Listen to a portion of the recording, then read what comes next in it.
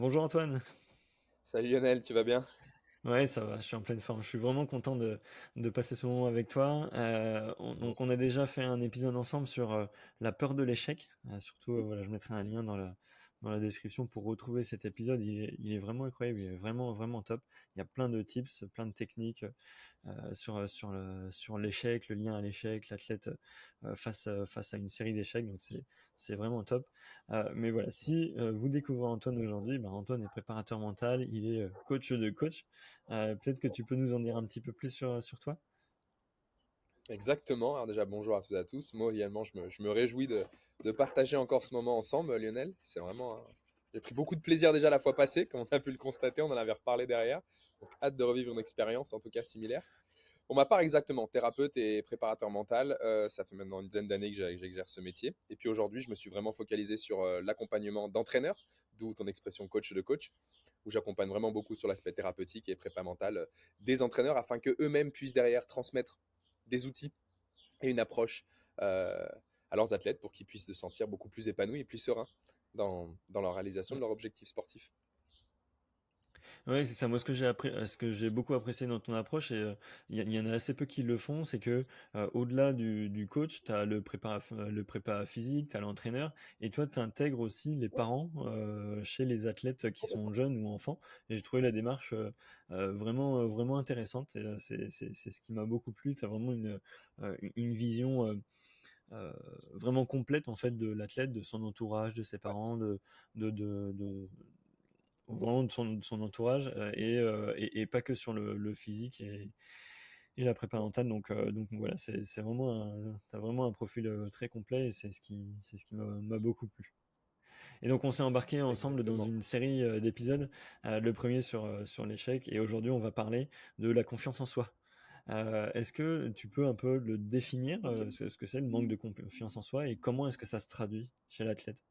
Alors la confiance en soi, je vais la définir de manière très scientifique, hein, c'est la capacité à s'engager dans une action. C'est de savoir que je suis capable de. D'accord. Donc ça, c'est la définition qu'on voit en préparation mentale, en psychologie du sport, très scientifique. Et c'est vrai que je trouve qu'elle résume assez bien la confiance en soi pour le coup.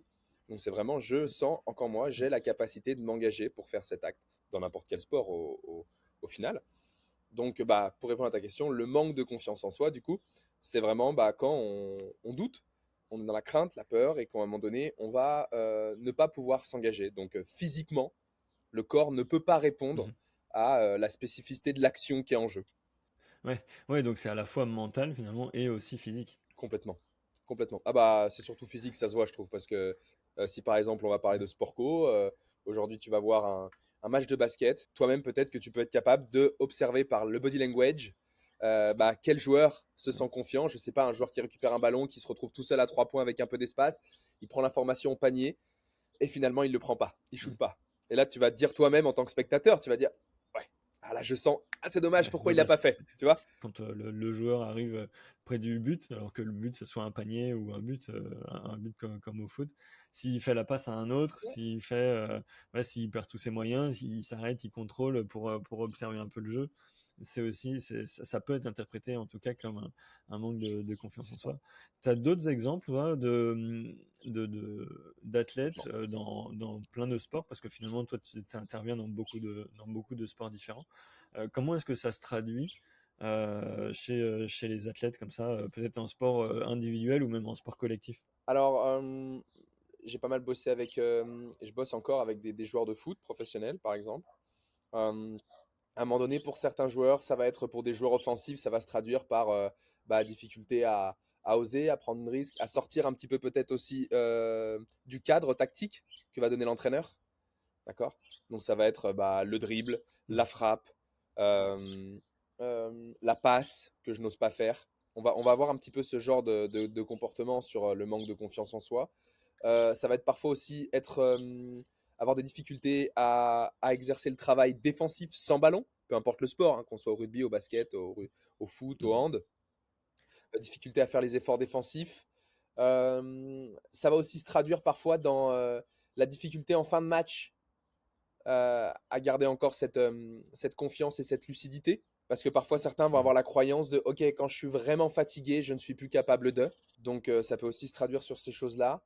C'est aussi intéressant de voir que même en défense, finalement, parce que on a cité l'exemple d'un basketteur à 3 points ou d'un footballeur qui va arriver près du Sûr, but, mais aussi en défense de dire bah tiens ouais j'ai peur parce que sûr, l'attaquant qui va être en face de moi, je sais pas, il est plus musclé, plus grand, plus bien sûr. différent, plus autre chose. Cet exemple-là m'est arrivé avec un rugbyman il y a quelques années, qui était venu me demander de travailler avec lui parce que justement, il manquait de confiance en lui défensivement.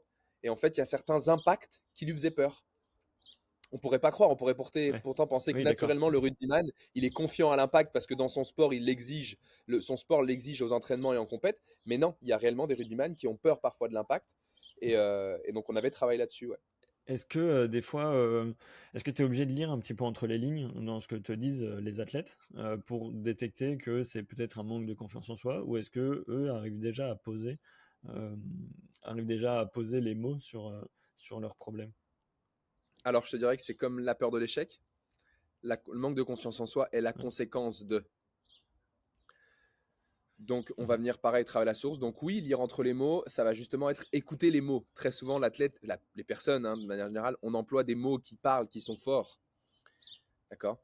Ouais. Un exemple, il va te dire à ce moment-là, j'ai la tête sous l'eau.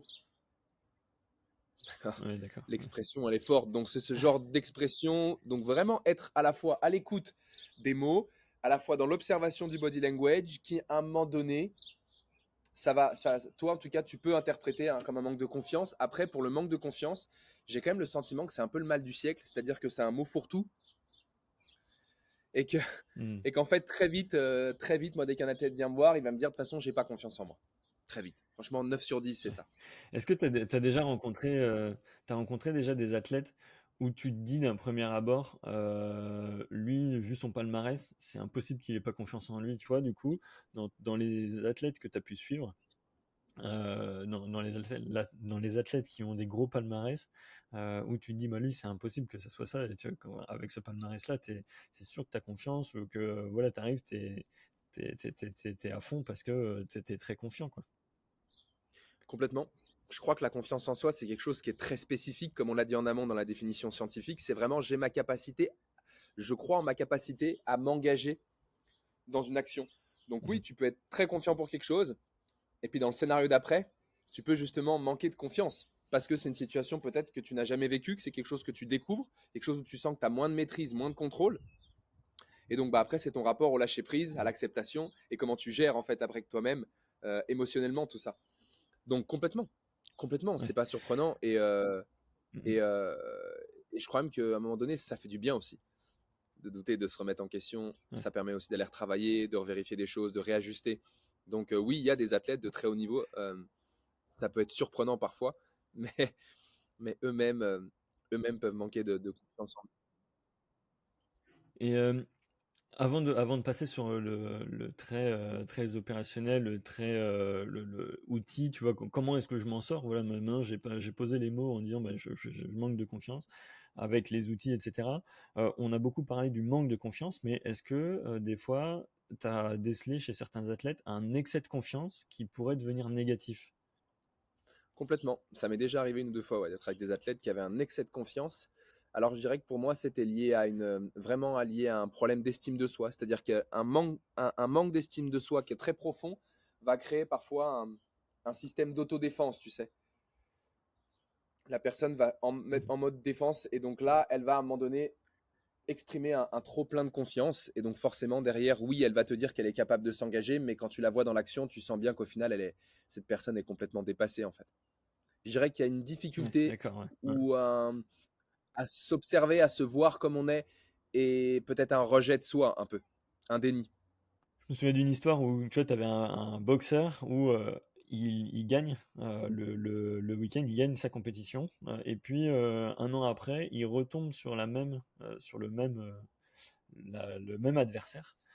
Euh, et en fait, excès de confiance, il arrive vraiment trop confiant, il se prépare pas assez bien, ni mentalement, ni physiquement. Il dit, bon, je l'ai déjà on va dire, explosé la fois dernière, j'ai gagné haut la main la fois dernière, cette fois-ci, ça se repassera exactement pareil.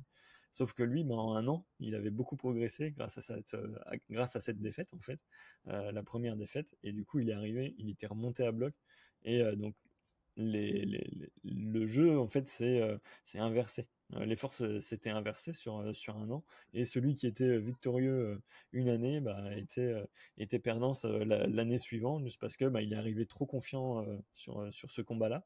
Et, euh, et du coup, ben voilà, le voilà perdant, quoi. Ça a dû mettre vraiment une claque, en fait.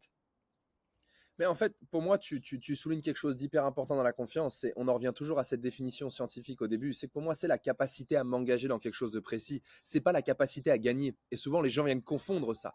L'athlète va réduire sa confiance en lui au résultat, va donner de la valeur à son estime et de la valeur à ses compétences spécifiques par rapport au résultat. Alors que, comme tu dis, le but, c'est de rester focus sur le process dans l'exemple du boxeur. Et là, c'est parlant ce que tu dis. Parce que si tu te mélanges les pinceaux entre les deux, au final, derrière, tu sais très bien comme moi, c'est pas parce que tu n'atteins pas un objectif que tu perds confiance. Bien au contraire, des fois, tu développes plein d'autres choses sur le chemin. On en a parlé lors du dernier podcast. Et parfois, tu vas Ouais, ressortir d'une ouais, compétition et tu ouais, vas c'est dire, vrai. je suis pas satisfait là, techniquement de ce que j'ai fait, pourtant j'ai atteint l'objectif. Donc, pour moi, la confiance, elle doit rester vraiment sur le côté process et non pas sur le côté résultat. Une fois, je discutais avec un agent, ouais, un agent un peu business angel très connu dans le milieu du tennis, qui sponsorise, enfin qui accompagne des grands joueurs du top 10 depuis des années. On était à un café à Genève, on discutait tous les deux, puis il me dit, mais tu sais, pour moi, le sport, c'est très simple, hein, c'est 1 plus 1 égale 2, c'est mathématique. Moi, je fais beaucoup de paris en ligne, je prends ma grille, je remplis, je remplis, je remplis. Puis je lui dis, mais je suis surpris. Alors, en rigolant, je lui dis, mais putain, je dois pas avoir la bonne manière de penser parce que sinon je serais millionnaire déjà avec les paris sportifs. Et lui m'expliquait que non, Ouais. non, au contraire, le sport c'était très logique, qu'il savait quel match allait se gagner avant. Et on n'était pas forcément d'accord là-dessus. Bon, c'était peut-être son point de vue de son métier à lui en tout cas. Mais, euh, Ouais. mais voilà, et lui me disait, bah oui, mais un sportif qui est confiant, il gagne forcément, etc. Et je lui dis, bah non, je ne pense pas qu'un sportif confiant gagne systématiquement ou performe systématiquement. Ouais. Il y a d'autres paramètres qui rentrent en compte. Donc voilà, tout ça Mm, pour mm. dire que c'est hyper important ce que tu as cité tout à l'heure dans l'exemple du boxeur. Et pour moi, ça vient Ouais, et puis vraiment montrer des qu'il y a fois, deux confiances. Il y a deux types de confiance. ouais. Il y a vraiment pour moi la confiance, on va dire, qui va être intrinsèque. C'est ma capacité à croire en moi, en mes compétences, en qui je suis, peu importe ce qui va se passer à l'extérieur, le résultat, l'environnement, les personnes, les logistiques, bref, tous les paramètres extérieurs qui peuvent venir à un moment donné me parasiter. Et dans le sport, on peut pas non plus être dans le déni.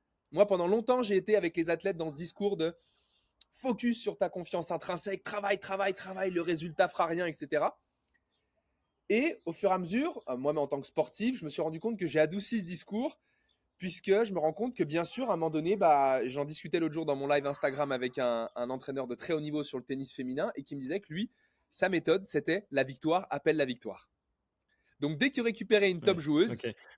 pour lui donner confiance, qu'est-ce qu'il faisait? Il mettait très vite une méthode qui allait redonner confiance dans le jeu à cette joueuse, lui faire des tournois où elle avait potentiellement plus de chances de gagner, et ça la relançait dans une dynamique en termes de confiance en elle, et hop, elle repartait. Donc Ouais. pour moi, la confiance, c'est vraiment... il y a la confiance extrinsèque, il y a la confiance intrinsèque. Bien sûr, le focus doit être fait pour moi sur la Mm. confiance intrinsèque, être capable de... Je crois en mes capacités face à n'importe quelle épreuve. Par contre, on ne peut pas être dans le déni qu'à un moment donné, les facteurs externes, ils font du bien. Tu vois, dans un sport collectif, Ouais. Ah oui, on a vu souvent c'est. des équipes de foot à la Coupe du Monde ou dans les Coupes du Monde de rugby, on voit, ou de hand, peu importe dans les sports co, on voit souvent des équipes qui sont pas forcément toujours favorites, mais à un moment donné, sur des matchs à élimination directe, elles vont gagner un match, deux matchs, trois matchs, et d'un coup, il y a quelque chose qui va se créer dans le groupe, et au début de la compétition, jamais on n'aurait mis une pièce sur eux, et à la Ouais. fin, ces équipes vont au bout. Mais c'est bien parce qu'à un moment donné, il y a eu un contexte extérieur qui a joué en leur faveur et qui a enclenché une dynamique. Ouais, mais et de toute façon, même dans les sports, enfin, on parlait du sport collectif, et on peut aussi parler des facteurs externes dans les sports individuels, hein, tu vois, comme par exemple dans le triathlon, ou Bien même sûr. dans le marathon, ou même dans le trail, hein, finalement, quand t'arrives en haut de la montagne, s'il fait froid, qu'il neige, etc., et que t'avais pas prévu, ou alors tu peux pas contrôler non plus la météo. Donc, tu vois, sur les derniers, bah, il y a un épisode où c'est Thomas Portala, c'est l'épisode numéro 7 et 8 de ce podcast, où Mhm. il dit voilà, j'avais tout prévu, j'étais bien, et puis en fait, arrivé au milieu du vélo, il se met à pleuvoir, pleuvoir, pleuvoir, pleuvoir, mais comme jamais. Et du coup, voilà, bah, ça, tu peux pas le prévoir. Donc, Et c'est pour ça que la Mm. confiance, finalement, la confiance en soi intrinsèque, comme tu l'appelles, ben, elle est hyper importante parce que ça, au moins, c'est le seul facteur, c'est un des seuls facteurs qui peut avoir Bien une sûr. influence ou en tout cas que sur laquelle tu peux vraiment maîtriser l'influence ou vraiment l'influencer par toi-même, quoi. Parce que la météo, tu la choisis pas, le niveau des autres, tu le choisis pas non plus. Complètement. Ça me fait penser à une expérience. J'ai accompagné une jeune sportive là, qui fait son sport au niveau national. Là, dernièrement, on a fini la collaboration. Et justement, elle a vécu une année très compliquée. Alors, il y avait beaucoup d'échecs, etc. Mais justement, c'était très frustrant parce que son niveau de confiance intrinsèque augmentait au fur et à mesure de nos séances. Mais pour l'instant, il n'y avait pas de Mm. résultat en retour. Il y a eu le résultat sur quelque chose Ouais. auquel elle n'attendait pas forcément, qui est arrivé sur la fin de saison. On lui a dit qu'elle restait vraiment au niveau élite dans l'équipe nationale de son pays, dans son sport. Mais jusqu'à ça, en fait, c'est comme si toute l'année, elle avait travaillé sur ses fondations intérieures en termes de confiance en elle, mais qu'elle avait beau faire tout ça en compétition, il n'y avait pas toujours le petit facteur chance, il n'y avait pas toujours cette petite réussite qui lui permettait de faire Ouais. le résultat. Nanana. Donc ça, il faut aussi en avoir conscience. Ouais, que parfois, ça peut aussi arriver et que des athlètes peuvent traverser ce genre de période. Ça me fait penser à, je sais plus, je crois que c'était Lucas Pouille au tennis qui avait fait un super article là-dessus dans l'équipe il y a quelques années, qui expliquait, qui disait que là, mentalement, il était dans les périodes les plus difficiles pour lui. C'est qu'il dit, je suis en plein dans le travail de l'ombre. Alors en plus, il avait un psychologue ou un préparateur mental, parce qu'il est très ouvert à ça, il me semble. Et il disait, justement, il dit, là, j'ai conscience qu'en ce moment, je suis dans une période où je joue bien à l'entraînement, je fais du bon travail avec mon staff sur l'aspect physique, je fais du bon travail sur moi avec mon prépa mental ou ma psy, mais pour l'instant, je gagne pas un match. Mais il le savait. Il dit, je fais preuve de patience. Je sais qu'à un moment donné, paf, la dynamique va s'inverser et la confiance extrinsèque va venir se greffer à ça. Et là, hop, derrière, il va pouvoir réélever ses résultats en tout cas. Du coup, quels sont les outils qu'on peut mettre en place? Tu parlais un petit peu de l'entraîneur tout à l'heure qui positionnait sa joueuse dans des tournois peut-être un peu plus faciles, un peu plus accessibles, où elle avait plus de chances de gagner. C'est peut-être la première finalement, revenir sur des fondamentaux, des choses qu'on connaît, des choses qu'on maîtrise. T'en aurais d'autres, que ce soit dans le sport individuel ou dans le sport collectif, hein, que ce soit applicable chez les amateurs ou même chez les professionnels? Bien sûr. Pour moi, il y a vraiment deux paramètres. Il y a l'aspect psychologique, introspection, ou comme on disait l'autre jour pour la peur de l'échec, c'est la même chose. On doit aller voir d'où vient ce manque de confiance en soi. Pourquoi je n'ose pas être pleinement moi-même? Ouais, Pourquoi je n'arrive pas à me libérer totalement sur un terrain? Pour ce genre d'exercice, tu le connais aussi bien que moi, il y a la dépolarisation, qui est un ouais, outil incroyable pour ça, où ouais, justement on va venir accepter sa face un peu plus sombre, entre guillemets, c'est pour ça que je fais ça avec mes doigts. Voilà, que l'idée c'est vraiment d'aller accepter cette phase-là, cette partie-là de moi, et derrière je m'autorise à l'être ou à ne pas l'être, mais en tout cas émotionnellement je suis beaucoup plus neutre, donc je m'engage totalement. Il y a vraiment ce côté-là. La dépôt, c'est un des outils, mais on peut avoir plein de techniques, le MDR, l'hypnose. Bon, il y a plein d'outils de délibération émotionnelle par le corps, par la respiration. On va aller voir peut-être s'il y a eu un trauma dans l'enfance, dans l'adolescence, etc. Mm. Après, il y a une approche aussi dans l'aspect psychologique systémique. On va aller voir quelles sont, pour aller trouver la source, quelles sont les relations avec papa, maman, quelles sont les relations de papa et maman avec leur papa, maman. Parce qu'à un moment donné, la peur le manque de confiance en soi, je n'ose pas. Peut-être que c'est aussi parce que il y a quelqu'un dans les gradins. Là, alors je peux en parler ouvertement parce que je sais qu'il en parle ouvertement lui. Je bosse avec un joueur de football professionnel suisse qui joue à l'étranger. Et lui, je sais qu'on fait un gros travail là-dessus où maintenant il veut arriver à se libérer un peu plus quand sa famille est dans les tribunes. Alors il joue à l'étranger, sa famille vient moins souvent, mais il me dit des fois dans des stades de 30 000 personnes, je cherche ma famille avant. Et sinon, je me sens moins confiant. Enfin voilà, il y a tout Ouais. un truc là-dedans. Donc là, il y a vraiment ce côté psychologique. Et pour répondre à la suite de ta question, il y a vraiment un côté optimisation de la performance mentale sur de la préparation mentale. Là, on va venir travailler sur de la visualisation en amont. Ça va faire beaucoup de bien de se visualiser en train de réaliser le geste technique que peut-être en match, je n'ose pas. Ça va être tirer un penalty pour un joueur de foot, peut-être qui manque de confiance sur un moment comme ça. Ça va être prendre un shoot à 3 points, faire un lancer franc au basket, etc. Prendre une pénalité pour un joueur de rugby, faire la passe, le dribble, etc. Cette prise de risque, on va vachement être là-dessus. Il peut aussi venir travailler sur le discours interne. Pour moi, c'est primordial, prendre conscience de qu'est-ce que je suis en train de me raconter. Tu prends l'exemple du triathlon de tout à l'heure. Tu fais une superbe course, tu arrives en haut de la montagne et là, il neige, etc. Quelle est la première phrase qui te vient? Parce que si les premières phrases qui te viennent, c'est oh là là, Ouais. punaise, j'ai pas de chance, ça va être dur, etc. Toi-même, tu sais, Lionel, émotionnellement, derrière, ça va pas être Ouais. facile. Ouais. Il va avoir un petit quart d'heure douloureux. Ouais. Donc, ok, je travaille en pleine conscience, je prends conscience de ses pensées, je m'y accroche pas, ok, je laisse passer. Par contre, en amont avec mon prep mental, j'ai travaillé sur mon discours interne, j'ai des phrases ressources, des phrases qui vont m'activer, Je vais me les répéter comme des mantras, je vais pas me lâcher, jusqu'à ce qu'en moi, ça vienne déclencher un état émotionnel optimal pour performer, même s'il neige, même s'il y a de la grêle, et même si, je sais pas, je suis dans un mauvais jour et je sens qu'aujourd'hui, mes jambes, elles ne répondent pas comme je voulais, pour reprendre l'exemple dans ton sport. Ça va être aussi la respiration. Tu vois, sur un Mhm. joueur de foot, un joueur de rugby ou un joueur de hand, dès qu'il y a un penalty, un lancer franc, une pénalité, celui qui a la responsabilité de le tirer et qui manque de confiance, ça peut être aussi un travail de respiration avec un travail d'ancrage pour venir trouver le relâchement nécessaire. Ça peut être un travail de respi lié avec un travail de dépôt sur la qualité ou en tout cas la facette de toi que tu ne veux pas accepter. Et comme ça, d'un coup, par la respi et l'ancrage, je m'autorise à être nul. Ok, j'y vais. Je frappe. Je connais, je m'engage. Je suis nul, je suis mauvais parce que je loupe, j'accepte. Mais j'y vais totalement. Je suis libéré.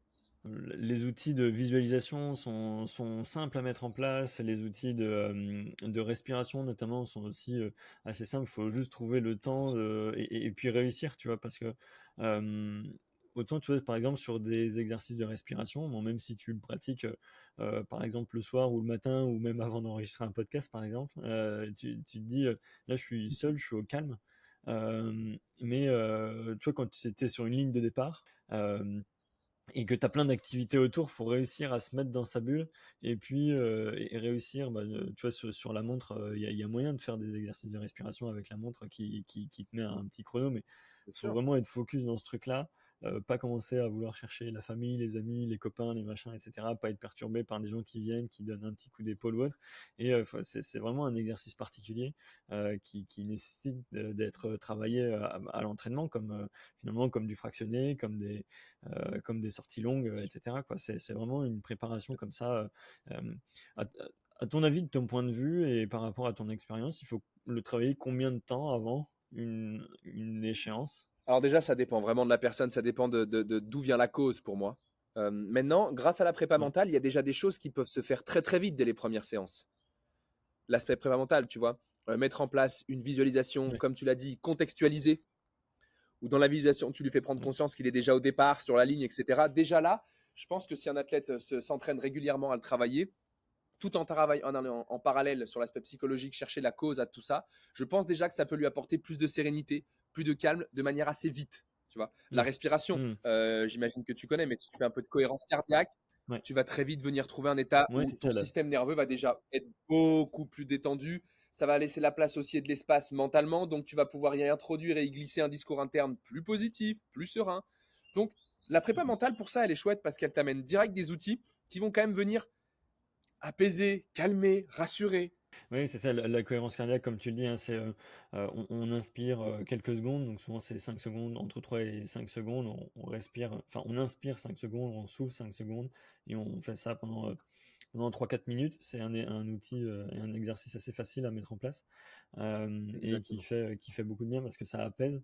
Mais il y a moyen aussi, ça apaise, mais il y a aussi moyen d'utiliser la cohérence cardiaque pour un peu se stimuler, réaccélérer. Et là, au lieu de respirer lentement pendant 5 secondes, bah, on peut faire des petites respirations, ce qui permet, des fois, quand on n'est pas encore dans la course ou on a du mal à s'activer, qu'on est là en train de se dire, mais en fait, j'ai pas envie d'être là, j'ai un peu la flemme, etc. On prend une grande respiration, on souffle très fort pour réactiver le système. Tu as parlé aussi d'ancrage.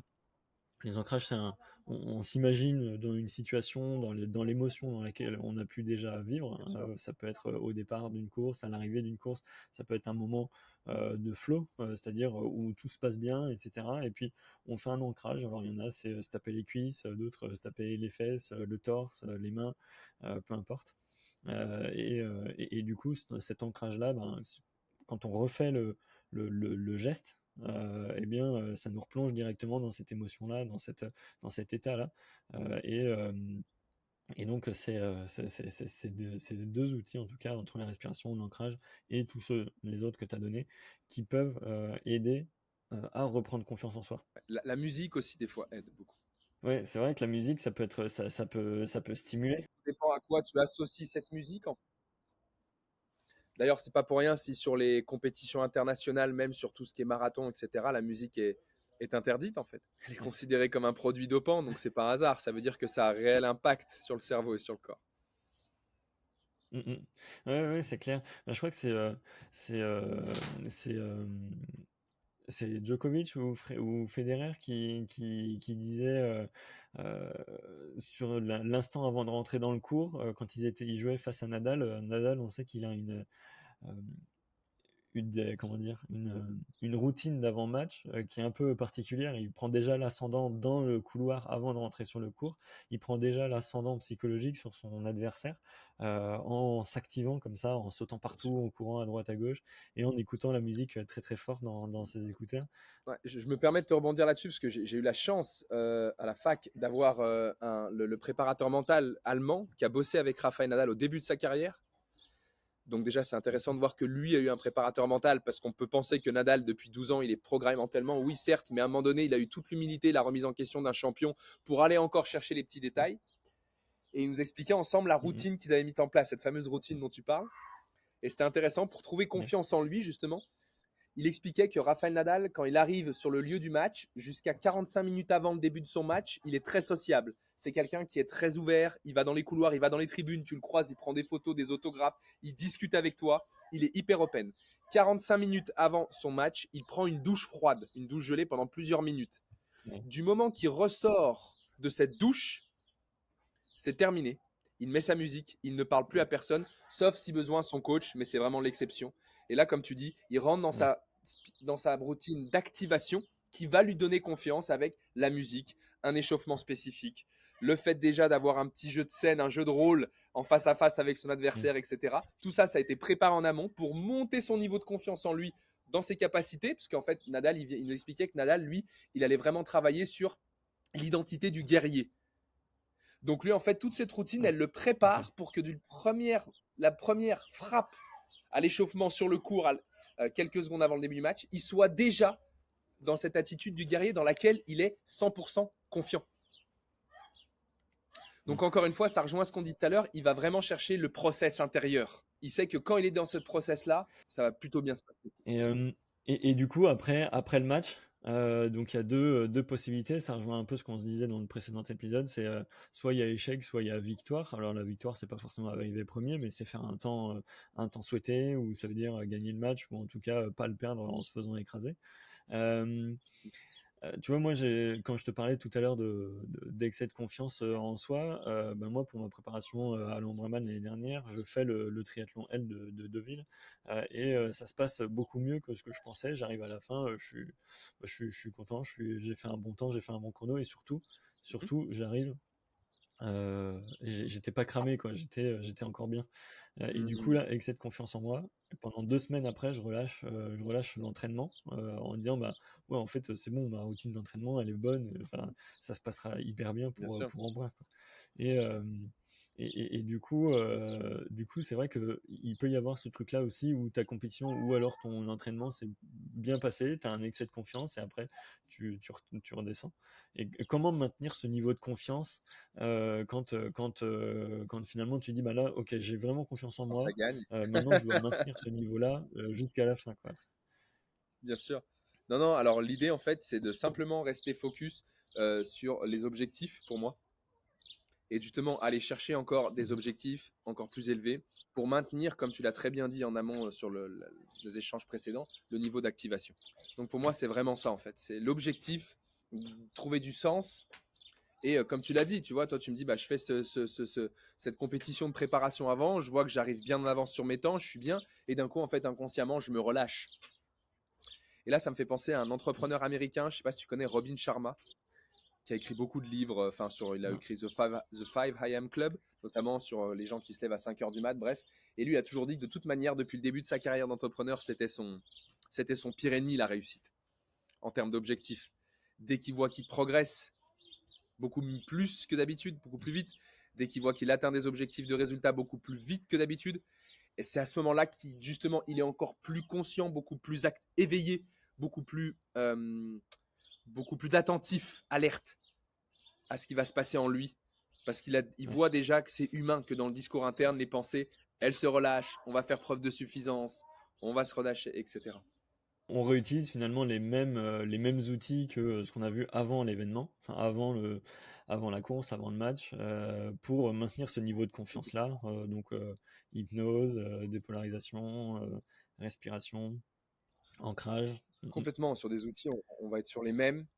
Et à la fois, je pense qu'en parallèle aussi, c'est bien de prendre le temps de féliciter et de savourer ses victoires en termes de confiance en soi. Oui, c'est clair. Je pense que c'est ça. Il y en a qui tiennent des petits carnets à écrire à la main. Et c'est intéressant, c'est Ouais, important de ouais, noter ces petites victoires pour des fois se les relire bien quand sûr. on est en manque de confiance ou quand on est Ouais, dans un enchaînement de défaites, quoi. de- bien sûr, de les écrire et de les célébrer. Moi, je dis souvent aux athlètes que j'accompagne, quand ils passent un step mentalement, je parle même pas de résultat, hein. Quand vraiment ils passent un step en termes de confiance en eux et qu'ils le voient à l'entraînement et qu'ils le voient en compète, souvent je leur dis, après la compète, allez manger au resto. Allez avec vos parents, c'est des jeunes. Ouais, Si c'est un adulte, vas-y, va tout seul ou va avec tes copains, va avec ta copine boire un verre. Juste un petit verre, un petit repas. On va fêter ça, on va célébrer. Parce que c'est quand même un step d'acquis, tu as fait un effort. Ça ne veut pas dire qu'on se relâche, hein. Le lendemain matin, on repart, on va travailler. ouais, Ça me fait penser à la Coupe du Monde ou parfois dans les sports co, quand une équipe joue un match très important, que ça soit en Ligue des Champions, enfin en Coupe d'Europe, en Coupe du Monde, en sélection nationale dans des clubs, des fois on entend l'entraîneur qui le dit. J'avais entendu une fois Deschamps qui avait dit et en fait là ce soir je vais les laisser tranquilles. Je vais les laisser savourer avec leur famille, ils ont gagné ce match. Par contre, on sait que mardi matin, 8 h dans la salle de muscu, on repart à zéro. Et là il est présent à Isère. Et là il met des nouveaux objectifs, beaucoup plus ambitieux. Et là il va le ouais. chercher à les restimuler. Tu vois, pour moi il y a toujours cette, faut toujours être Ouais, dans cette d'accord. jauge, Ouais. quoi. Mais il y a toujours ce moment-là, il y a toujours ce moment-là où on laisse l'athlète tranquille. Il fait une introspection par rapport à ce qui s'est bien passé, mal passé, et Mais puis ouais, ça fait du bien.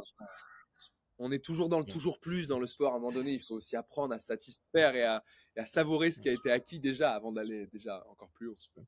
Est-ce que dans ton approche du coup aussi de l'entourage, quand tu suis un athlète, peut-être qu'il soit jeune ou moins jeune, à un moment tu prévois un échange avec les parents par exemple ou avec l'entourage, tu vois, ça peut être enfin un conjoint, copain, copine, etc. Pour leur dire, ben voilà, quand il est là, rappelez-le qu'il a pas, enfin qu'il a toutes ses chances quoi finalement. Parce que tu vois, si l'athlète il s'active, il dit ouais moi, enfin même s'il a aucune chance parce que tu vois c'est un amateur et que il gagnera jamais parce que il est peut-être moins entraîné, peut-être que c'est pas sa priorité et que tout ça c'est ok. Mais si l'athlète par exemple se dit ben allez, 1 heure avant, je me mets dans ma bulle et puis là, je suis le meilleur, je vais me défoncer, etc.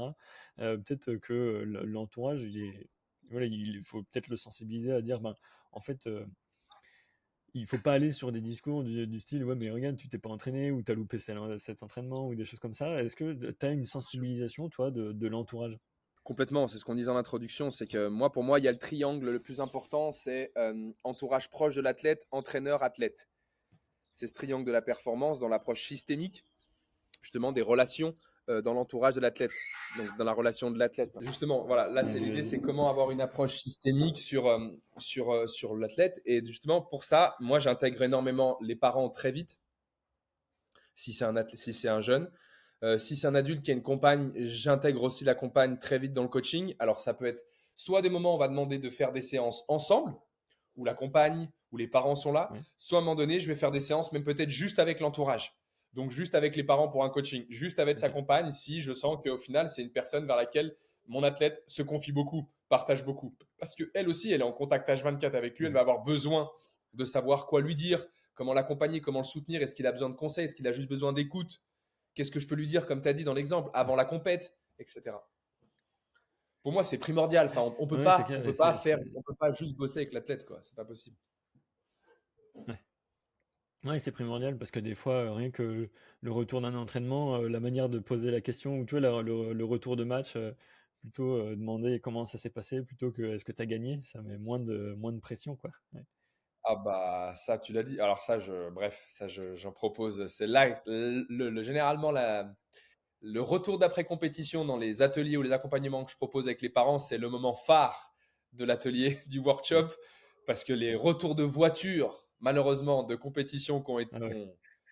mentalement, qui ont épuisé des athlètes ou qui ont fait chuter la confiance en soi, je t'en parle même pas, mais juste par la simple question que tu viens de dire. Parce que là, tu as vraiment Ouais. ciblé la thématique principale en plus à cette question. C'est juste, OK, comment tu t'es senti déjà? Non, 9 fois sur 10, c'est Mhm. alors, t'as gagné? Alors, vous avez gagné? Alors, t'as bien Ouais. joué? Non, on te demande pas ça, juste déjà comment il se Est-ce sent que là. tu as marqué un but? Juste, Ouais, mais c'est ça. voilà. Non, demande-lui juste, est-ce que déjà tu as envie d'en parler ou tu veux que je te laisse tranquille? Tu veux que je te laisse tranquille? Pas de souci, je mets la Ouais. musique Et on en parle quand tu veux à la maison ou demain. Déjà, rien que ça peut changer énormément. Même les tournures de phrases, les tournures de questions, ouais, ça a la même finalité, hein, comme je disais tout à l'heure. Est-ce que tu as On en gagné ou parlait est-ce tout que à ça l'heure s'est bien avec les passé? mots. Finalement, bon, Ah, ouais. tu m'as demandé comment on pouvait détecter Les si mots un ont leur athlète, importance. quels étaient les marqueurs de voir un manque de confiance en lui. C'est pareil pour la personne qui pose la question. Quel mot je vais utiliser, quelle Mmh, tournure mmh de mh. phrase je vais utiliser, parce qu'elle va avoir un impact sur la confiance. Si l'athlète, si le joueur de foot, le jeune, il est passé à côté de son match, il est déjà en train de se blâmer, de s'auto-juger, et puis le papa, il rentre dans la voiture, il dit alors t'as marqué, Mmh. alors t'as bien joué. Oh, la lourdeur quoi. Ouais. Ouais, l'angoisse. Pourtant ça part d'un bon sentiment, hein, Faut mais voilà, ça peut être Oui, mal c'est vécu ça et en puis tout cas. on veut pas mal faire, quoi. Ouais Mais non, et en tant du que, coup, c'est ce que je dis, à nos des parents, il y a que des parents qui font du mieux qu'ils peuvent, bien sûr. dernière question, est-ce que, à un moment, tu as vu chez un des athlètes heu, ou qui était en perte de confiance en soi ou voilà, qui avait un problème là-dessus, est-ce que tu as vu un moment le déclic, alors qu'il soit physique ou mental ou pendant un match, par exemple, où il t'a dit une phrase, quelque chose, où tu t'es dit: «Ah ouais, là, c'est bon. Là, son niveau de confiance est bon, il va pouvoir y aller, quoi». C'est un bel exemple en plus. C'est un patineur international suisse que j'ai accompagné dans une grosse compétition internationale à Riga en décembre dernier. On a voyagé tous les deux là-bas une semaine. Ouais, Et, cool. en fait, juste avant de passer sur la glace, il y a un accès qui s'appelle le kiss and cry pour les coachs au patinage, où là, le membre du staff qui accompagne le patineur, il y a seulement lui qui peut y aller. En fait, on se retrouve dans une petite salle où là, il y a au bord de la glace, vraiment. Là, il y a que les patineurs et les coachs attitrés, quoi. Et puis on se regardait, puis on faisait une petite routine sur l'aspect mental parce qu'il se sentait beaucoup trop actif. Il était trop excité, quoi, tu vois. Et Ah puis, ouais, en d'accord. fait, à ce moment-là, je lui ai posé la question, je lui ai dit, mais en fait, tu patines sur quelle musique là? Et puis, je sais plus le retour, on va prendre un exemple, je pense que peut-être c'était il va me dire peut-être c'était sur le livre de la jungle. Je te dis une bêtise, hein, d'accord? Ouais, Livre de la jungle. Et puis je lui dis, ok, comment tu peux incarner Mowgli alors? Et là, j'ai vu que ça a fait tilt en fait dans son regard. En fait, du moment qu'il est venu jouer le rôle du personnage du film, il s'est mis sur la glace et sa note artistique, sa note chorégraphique de danse, elle a été incroyable. Parce qu'en fait, il s'est ouais. fondu dans le personnage. Il a plus cherché à faire son programme, il a cherché à dire, ok, là c'est Mowgli qui a deux patins au pied et qui va y aller. Et là, j'ai senti le déclic. J'ai dit, ok, je l'ai vu en fait. Tu sais, les patineurs, ils commencent toujours par un départ en posture. Donc il Ouais, était accroupi, une genou seul dans sa posture. Et j'ai vu au moment où il s'est relevé, je me suis dit, punaise, là, en fait, tous les gens dans la salle, ils sont en train de là, voir il qu'il est y a dedans, Mowgli quoi. sur scène. C'est pas David, Ouais. c'est Mowgli. Et là, je me suis dit, il est dedans, c'est Excellent. bon. Et en Ouais. effet, il fait son meilleur score de la saison à ce moment-là. Et mais c'était, ouais, moi, il m'a mis la chair de poule, tu vois. Et ça, c'est un déclic pour le coup. J'ai vu Ouais, que le tu corps m'étonnes. mentait pas. Il était sur scène et il était lâché, quoi. C'était un artiste. Et ça, j'ai dit, waouh, Ouais. ça, c'est un déclic de confiance, ouais. C'est fort, ouais, c'est fort, trop bien. Excellent. Bah écoute, merci beaucoup Antoine, c'était encore hyper intéressant, hyper dense. On a appris vraiment beaucoup, beaucoup de choses pour prendre confiance en soi, pour se réabaisser un petit peu le niveau de confiance, pour vraiment rentrer dans son personnage, les différents outils, la dépo, l'hypnose, les ancrages, la respiration, tout ça. C'est vraiment plein d'outils qu'on peut mettre en place. Et finalement, le plus important, c'est d'arriver avec un bon niveau de confiance en soi. Ça peut Bien passer sûr. par le discours interne, ça peut passer par la visualisation.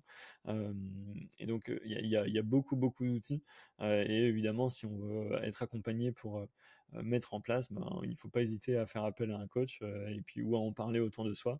Et puis après, ça, voilà, même si on a des fois une petite carence physique, en disant, bah, voilà, l'entraînement n'a pas été facile, ou alors on a eu un gros transport vers cette compétition. Je suis un peu fatigué physiquement. Ben, voilà, C'est la ça, confiance en soi, le mental peut rehausser et venir combler un peu ce niveau de fatigue. complètement. Bah écoute, merci beaucoup encore Antoine, et puis à très vite Ouais, pour un Lionel, prochain épisode. pour ces échanges et puis à très très vite. Merci à toi, merci beaucoup. Ciao, ciao. Merci d'avoir écouté cet épisode jusqu'au bout. Si vous souhaitez toujours plus de contenu inspirant, des récits de course et des histoires incroyables, retrouvez tous les épisodes sur les plateformes de streaming, YouTube, Instagram et Facebook. N'oubliez pas de vous abonner pour être sûr de ne rien manquer. Avant de conclure, j'aimerais vous rappeler à quel point votre avis est important pour moi. Vos retours et commentaires sont les piliers qui m'aident à grandir. N'hésitez pas à partager vos impressions, suggestions et idées pour faire de chaque épisode une expérience encore meilleure. À très bientôt.